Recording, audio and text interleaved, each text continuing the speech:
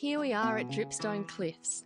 It's only a short drive from the city centre, but in 1942 this was quite a remote location, and it was accessible only by trucks that could handle rough roads.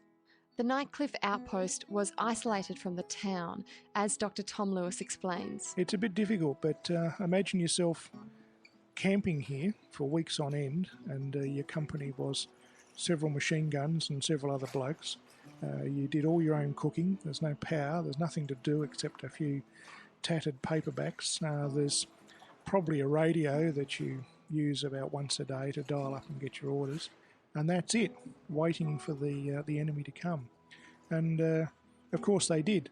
Not exactly in the way that people predicted, but that's warfare for you. The other person always does something that you didn't think of. So they came by air, and they never landed with seaborne troops or paratroops, but they certainly came by air for an entire 2 years. So sometimes you certainly had people to shoot at, you had targets to shoot at. The enemy was engaged from this beach, longest it is, 20 kilometres or so, of ex-World War II Australian defences. If you walk along the sand below Dripstone Cliffs, you can sometimes find pieces of asbestos from building supplies. These come from huge dumps that were made after the Second World War and have washed up on the shore over the years. Along the cliff top near the Nightcliff swimming pool is more evidence from World War II. What can you see? You see a lot of rocks. Well, in fact, look carefully, and some of those rocks are actually differentials. They're axles out of cars. And you can see there's a hubcap here, and there's what looks like might have been an old engine there.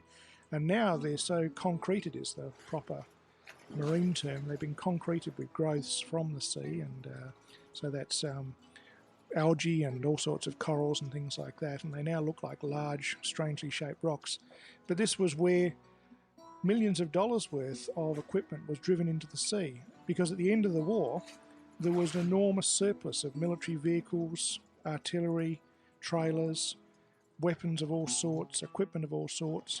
And there was a fair bit of thinking that the car industry, for example, needed to be protected. But also a lot of the stuff was simply, it was disposable. It needed to be disposed of. It would cost a lot of money to take it back down south. So a lot of the scenes might have been for a week here that a perfectly good serviceable Jeep was driven up to the edge of the cliff, 50 metres away with the engine running.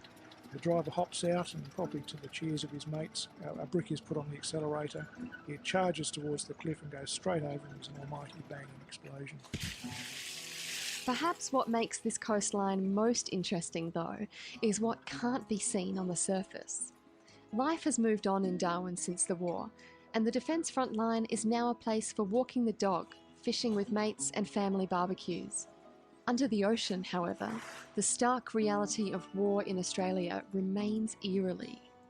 Dr. Lewis has dived the seas in front of you, searching for remains of undiscovered war artefacts. As we look out to sea here on Dripstone Cliffs, it's interesting to ponder on what we can't see. Far off in the distance, halfway between here and Bathurst Island, lies the wreck of the 300-foot submarine I-124 with her 80 crew on board, sunk in 1942 and left there ever since. There are scores of aircraft wrecks. Most of the Japanese aircraft that attacked were attacking over water, and some of the fighting was done over water. And of course they were trying to make their way back to what's now Indonesia over water, and sometimes they failed or were shot down straight away. We don't know where they are. Sometimes we find them by the odd bit of fishing or dragging a trace line, as has happened, and underneath the water are still many, many reminders of World War II. It has been an exhilarating chase for 25 years for me in Darwin to find wrecks, aircraft wrecks and shipwrecks. I think too there's a touch of sadness about it too.